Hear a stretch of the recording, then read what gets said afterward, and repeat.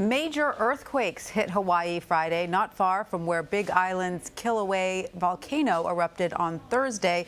The eruption sent rocks and lava flying into the air. One witness described seeing a curtain of fire. Now, dangerous levels of sulfur dioxide gas are being reported near the volcano. Here's Carter Evans. Molten lava and ash spewed hundreds of feet into the air and onto the streets of the mountainside community near Hilo. Residents under a mandatory evacuation tried to outrun the lava flow. We're evacuating. Everyone needs to leave now. The eruption started after hundreds of small quakes hit the area earlier in the week. Residents began documenting the growing cracks on the streets in front of their homes. It's gotten bigger over the last hour. A magnitude 5 earthquake hit on Thursday, and the volcano began to erupt shortly after. Lava could be seen bubbling up on the streets in the community of Leilani Estates, 25 miles east of the volcano. At least 2 houses were on fire, and drone footage shows a red line of lava snaking through trees several miles away. Time-lapse video shows the continuous flow of lava deep inside Kilauea. Residents on the Big Island are now being warned about exposure to high levels of sulfur dioxide from the lava, a gas that can cause intense coughing and burning throats. Volcano expert Paul Davis says the gas occurs during the melting process. It's sort of like you've injected ammonia into your nose, into your breathing area, into your throat. Hawaii has 5 active volcanoes, but Kilauea has been in a constant state of eruption since 1983, and scientists say there's no way to predict how long this eruption will last. The Red Cross is telling people to prepare to be out of their homes for at least 2 weeks, and authorities are warning those in the path of the lava if they do not evacuate, rescuers may not be able to save them. Tanya? Carter Evans, thank you. Michael Poland is a geophysicist for the U.S. Geological Survey. He joins me now from Vancouver, Washington, with more on this eruption. Michael, what can you tell us about a possible connection between recent earthquakes and the Kilauea eruption?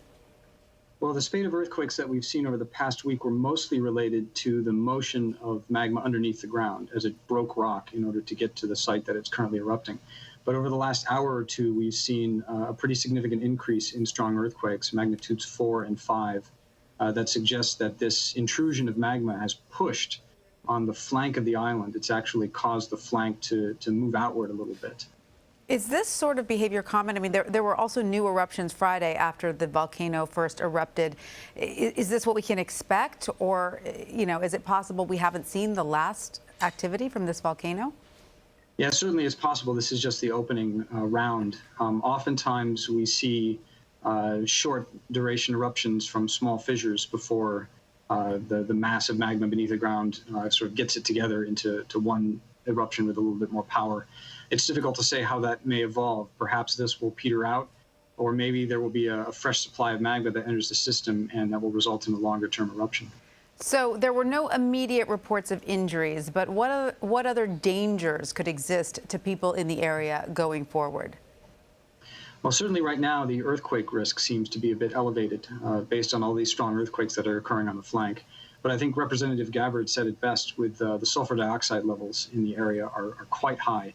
So while the threat to life from lava flows may not be that great because you can get away from those fairly easily, anyone with respiratory problems will certainly be feeling the effects of the SO2 gas in the area.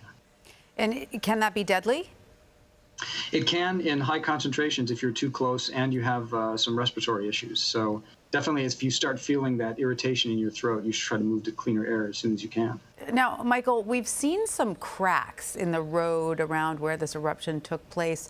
What is the significance of seeing that? Well, those cracks are showing deformation of the surface. As the magma was intruding into the area, as it was coming in underground, it sort of pushes the ground apart and fractures it. So those cracks were really some of the indications that we had very shallow magma. We knew it was beneath the ground there based on seismic evidence, but those cracks were certainly evidence that it was getting quite shallow beneath the subdivision. And so could we see more eruptions or earthquakes in the coming days? Absolutely.